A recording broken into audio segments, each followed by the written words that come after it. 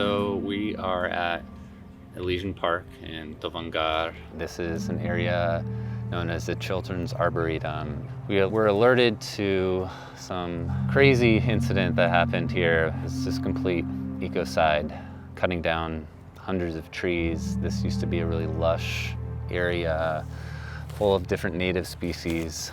Basically, a city contractor came in under the orders of Recs and Parks and took a bulldozer to the area. The solution to just bulldoze is like, I've never even seen that before. And I've been doing this work for 10 years. The plants were evergreen, appropriately spaced, posed no threat to any infrastructure here in the park. There's nothing overhead. The reason we chose to learn and play and grow in the children's garden is because it's meant for kids and it had these beautiful stands of toyans and lemonade berry bushes, laurel sumac, and these California black walnuts that the children learned from and read under, and we spent our time there in the shade. There's just an overwhelming sense of loss.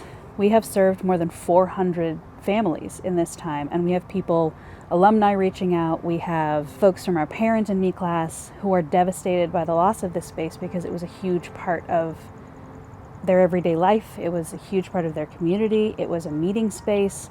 It was a learning space. It was a growing space, and it's gone.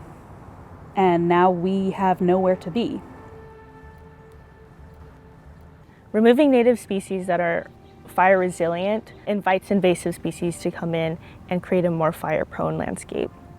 There's like a big misconception that native plants actually invite fire, when really it's the opposite. They're more fire resistant versus invasive species are more likely to spread and encourage it. When you come into a space like this that has all this great coverage and you just rip it down, now we're actually rolling out the welcome mat for highly invasive flammable species that we call flash fuels. There's nothing holding this soil down, so if we get another wet year, there's gonna be a lot of erosion that happens here. Multiple overlaying effects of this work are gonna be felt for probably decades. So it's really up to the community to come out and cause a stir up to get some policy change going, because this is happening all too often. It's not just this park, it's not just this hillside or this part of the LA.